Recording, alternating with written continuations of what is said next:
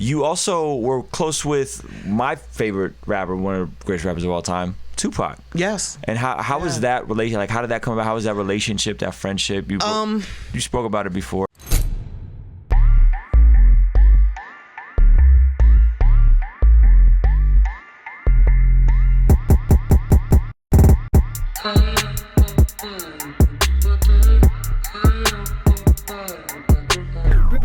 Ruslan. You know, and it's funny because I really didn't like him. I mean, I loved him when I got to know him, but when I didn't know him, like he was just this loudmouth asshole that would, you know, like we'd all go to clubs and we'd be standing in line and there'd be a VIP line and there'd be another line, and regardless, they were both dick lines. You had to be a dick to stand in line. But anyway, we'd be standing in line to get into the club, and he would just be outside acting a fool, you know, to the point where if he was anywhere near me in line, I would get off the line and go to the back of the line. Before, I just didn't before you even knew him. Absolutely. This is before I even knew who he was. He was just this loudmouth, you know, always like, you know, hitting on women as they walk by, but he wasn't like just a chill guy. He was like loud as fuck, like just annoying to the point where it's like, dude, you're gonna fuck it up for all of us. Let me get to let me get away from you.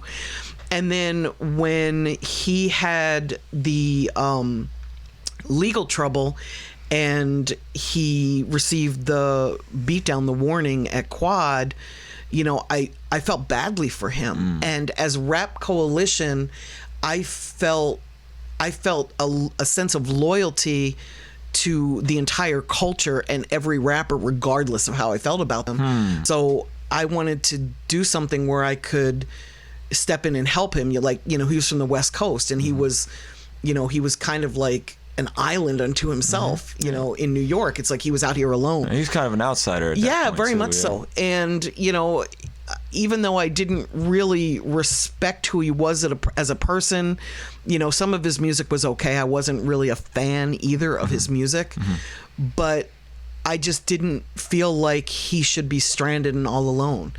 And at that point in time, I had been doing a lot of work with the Nation of Islam.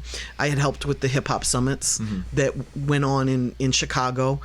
And I called a guy named Brother Arthur, who was part of Fruit of Islam in They were like doing security for him at the time. They weren't doing security at the time. Okay. They were doing security because I called them. That's why they were doing security. Okay. And they protected him until he went to prison. And I did it kind of anonymously. Like I asked them to not like mention that to anybody. But somebody must have mentioned, probably Brother Arthur mentioned it to him. And he sent me a letter from prison thanking me. But in that letter, he was at Rikers at that time. In that letter, he said, and I'm paraphrasing because it was so long ago, he said, you know, I'm really appreciative that somebody liked my music enough to want to look out for me. And when I read that, it really pissed me off. You're like, I'm not a fucking fan. Like, first of all, you're a douchebag. Second of all, I really don't, you know, your music's all right, but, you know, damn, brother. So I wrote him back a letter basically saying that. But you wrote him back a letter saying... I did. I'm a little embarrassed now.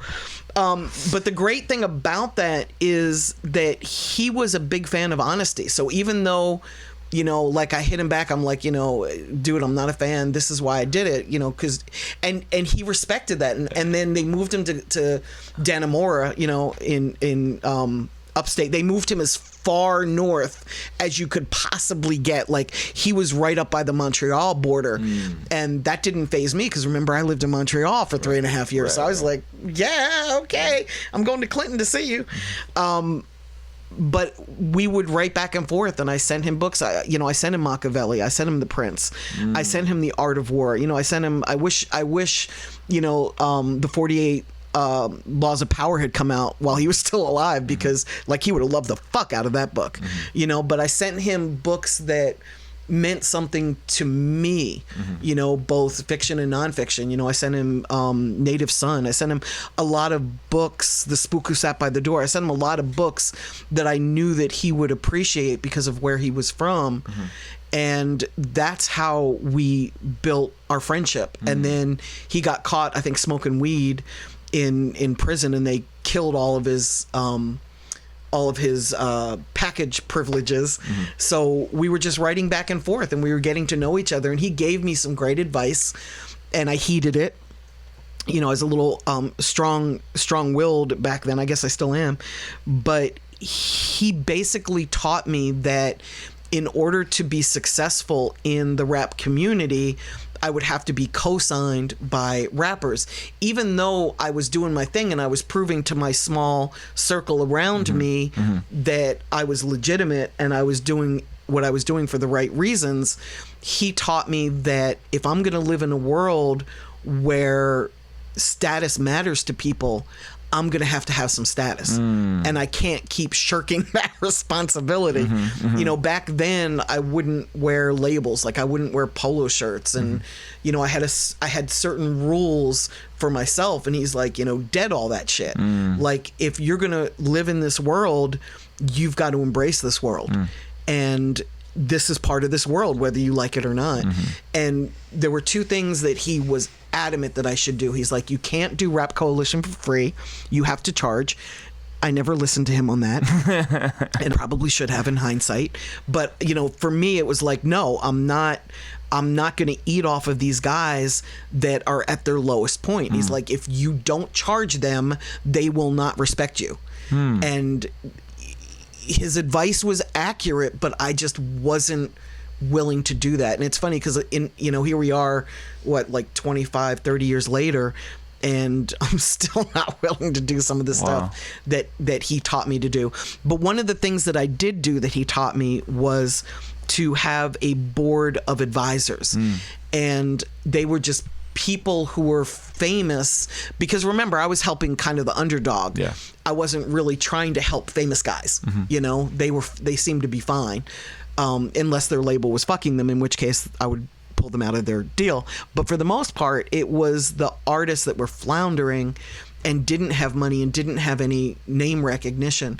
And he's like, you've got to use people like me and Chuck D and Tretch from Naughty by Nature to stand beside you, so that when these labels try to come and shut you down, and they will, you've got the power. And the labels never did try to shut me down, and I don't think it's because I had famous friends. I think the labels didn't try to shut me down because I was never really vocal about their evilness. Like I would never call them out publicly. I would very quietly pull somebody off of their label. There were times where in doing a deal to get somebody onto a label, I would pull one or two artists back off. Like, okay, I'll sign Twisted to Atlantic, but you've got to let Artifacts and Mad Skills go. And the labels were... And I did that. It's funny. I did that without Mad Skills even knowing. Like I didn't even really know who he was. I was going through people to get to him. Like, okay, I know you were in a fucked up deal. By the way, you're off of Atlantic. And he was like, what the fuck? You know. But you know, these guys were being held, and the label wasn't doing what's right for them because they didn't really know, you know, what to do to help them. And there were times where I would renegotiate the deal and try to help. Like Quest the Mad Lad was signed to, was it American? I think it was American Records. And he didn't want to be dropped. He wanted them to just do what was right. So I came in and tried to help. Dan Charnas was actually his A&R guy who wrote the book. Oh my God, it's like my favorite book. What's it called? The Big Payday. The Big Payback. It is the Payback. Thank you, because I don't want to fuck up the name of the book. It's an amazing book. It's about the history of hip hop from the business side, and you know, he was the A&R guy for Quest the Mad Lad, and we really tried to just help them get him to the next level, and unfortunately we weren't able to do that, and they ended up, you know, letting him go. But my goal wasn't always to just step in and like snatch an artist away. You know, sometimes I really wanted to help the artist get to the next level. She say I'm a triple, honey, welcome to Trivago. Tell me who you know, who is you tripping for a follow? Ball in the air like Showtime at the Apollo. Puffing up your chest, the next thing you know is hollow. But well, hello, I've been swinging like some jello. The guy wanted a fun guy, he gets some portobello. So I guess I need some grease up on my elbow. But now my light turned yellow, and I've been looking for a cheat code. Life don't come in a neat bowl, bringing the receipt home. But we know that. Keep your head up and your seat pulled back. How do people see you that can burden a man? 22 years on a personal brand.